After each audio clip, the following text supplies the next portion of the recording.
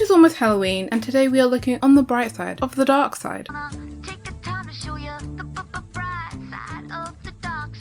We are diving into the world of Ruby Gloom, with all our favourite spooky characters such as the all too important Doom Kitty, Ruby's loyal pet who is adorable and amazing and should be appreciated by all, and the rest of the cast. The show is set in the town of Gloomsville, and here lives this girl called Ruby Gloom and her housemates. Ruby Gloom is a fantastic blend of dark gothic themes, but each episode ends with a good moral message. Ruby is the main character of the show. Despite her surname, she's anything but gloom, always able to see the positives in life, and she always aims to help her friends. The character of Ruby Gloom was initially designed to be a standalone character that appeared on stationery and other merchandise such as pencil, backpacks and clothes, but eventually the rights of the character were sold to Nelvana and they created a whole backstory for her and a world with friends for her to live in. The show has horror characters such as a skeleton and a ghost without being scary. It is the perfect show for people who like the supernatural but don't want to have to sleep with the lights on every night. They watch something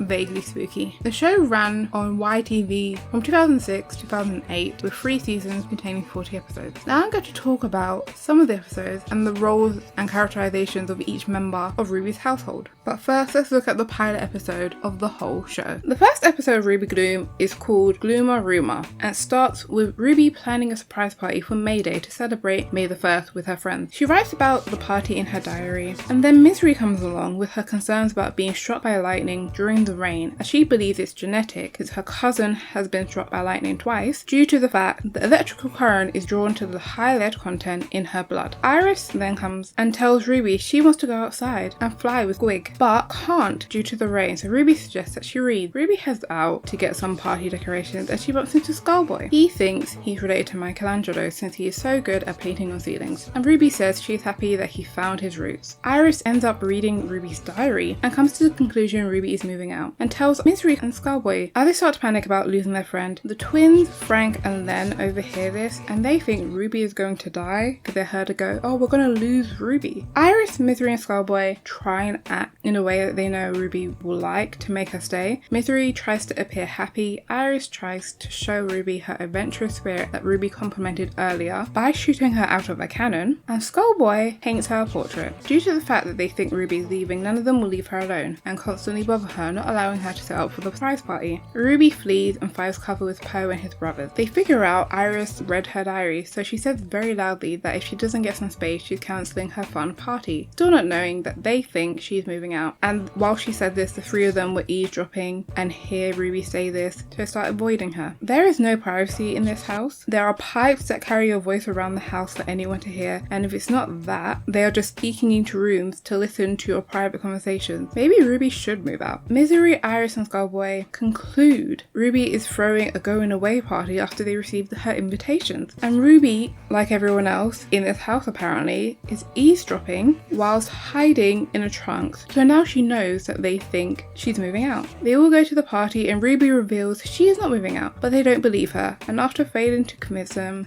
that she had no intention of moving out, Ruby gives up and says she changed her mind and decided to stay in the house, and everyone is elated. Misery is so overjoyed that Ruby is staying. Misery smiles, for real this time. Immediately, she gets struck by lightning. Frank and Len, who still think Ruby died, hold a wake for her, and they are very shocked when she shows up with food for them. The moral of the story is don't be nosy by reading people's diaries and eavesdropping. This is a great first episode. The characters show here don't change much throughout the show. Misery is unlucky. Irish does spur of the moment things that often lead to trouble for everyone else. Every episode, Skullboy has a new job that he thinks relates to his relatives. Frank and Len remain completely out of the loop, unaware of what's going on around them, even in episodes that they are the main focus. Now let's look at each of the characters more closely. In the world of Ruby Gloom, Ruby appears to be the least interesting character, even though she's the main character. She's the only human, seems to have no particular special abilities. She's there to be like a very neutral perspective in the story, whilst everyone else around her is odd, to say the least. There are fan theories that Ruby might be a ragdoll. If Ruby was a doll, it would make sense sense why everything seems to be revolved around her. I mean, the entire place they live is called Gloomsville, and you know what dolls tend to come with? They come with toy houses, and maybe the entire house is Ruby's, but I couldn't find anything to like verify that Ruby owns the house. I actually have no idea who owns this house. They all just live in it. Maybe Ruby doesn't own the house, and one of her ancestors just founded the area. We will never know, but we can guess. Misery, every time she talks about her family, always has a horrible ending for them. In episode 3, she talks about her most prized possession, her really great grandma's tablecloth, which was the only thing to survive the fire of London, which she apparently started. Apparently that baker was framed. In episode 4, she shows a slideshow about her family, starting with Misery the First, who used to have a summer home in Atlantis, then it sunk, but you know, that doesn't mean her family's cursed. It could just be a coincidence. Let's move on to Misery the Third, who went to visit Mount Vesuvius, and then Misery said, as you can see, her vacation was a blast, and then we see a volcano exploding, but again, could be a coincidence. Let's skip up the line to Misery's great-grandma, who was in San Francisco in 1906, the day a massive earthquake hit. At this point, are you sensing the pattern? Just before Misery shows us her father's side, the projector explodes. I'm going to make an educated guess what her father's side were doing in the slideshow. One of them went to visit a different part of Italy. The Leaning Tower of Pisa was just the Tower of Pisa before they arrived. I'm surprised her family kept having kids. If I figured out everyone in my family was cursed, I would do my future children a favour by not having them. It was also canonical that the reason that it's always miserable and rainy around their house is because Misery lives there. As seen in episode 6 of season 1, when she walks away from Skullboy, the rain follows her, but it's still cloudy outside. And then they reiterate the weather is her fault in episode 19, when Misery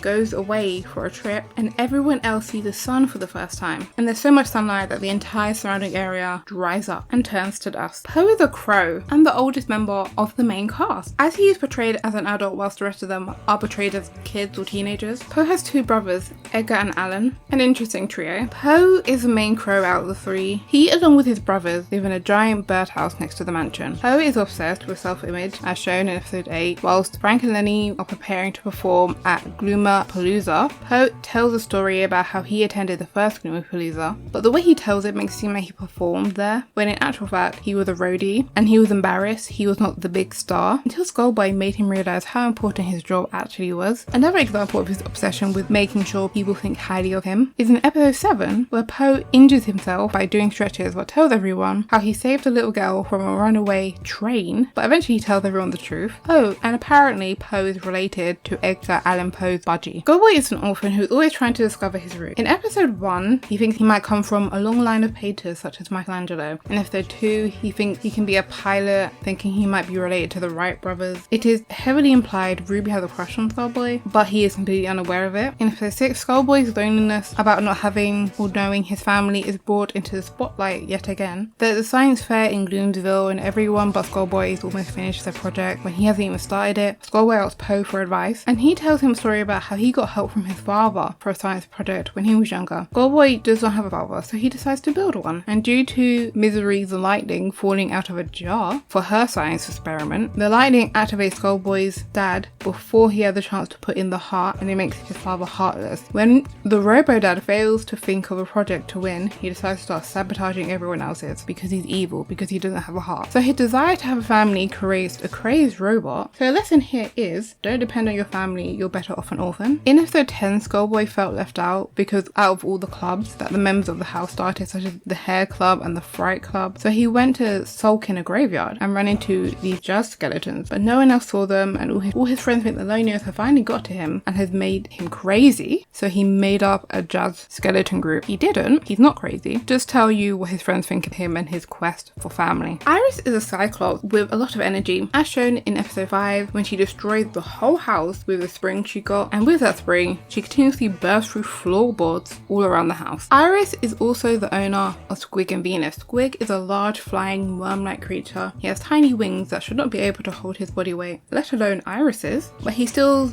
soaring through the sky, so I don't know how he does it. Probably flies using vibes. Then we have Venus. Iris got got Venus in episode 5 when she fell to the center of the earth after she destroyed her house, as I previously mentioned. When she fell to the center of the earth, she fell into a group of Venus flytraps that like to eat peppermints and people, a very varied diet. Iris took Venus and a bunch of other flytraps home, but for some reason Venus is special and does not require being in the ground like the others and can roam freely with Iris. In episode 6 that I previously mentioned, the heart that Skullboy was meant to give to his robot father ended up being eaten by Venus, and she became a very loving plant. Additionally, in episode 23, Venus can talk because Iris played a record of someone teaching English, and because that person was French, Venus the plant now has a French accent. Then we have Frank and Len, who are conjoined twins who want to be famous rock stars. Frank is the more intelligent of the two, but it's not really hard to beat Len. They have an obsession with becoming famous. In the episode Iris Springs Eternal, when she is jumping so high that when she crashes through the center of the earth and gets stuck there and lost. Instead of bringing useful things to search for her, they bring rockstar outfits in case they get discovered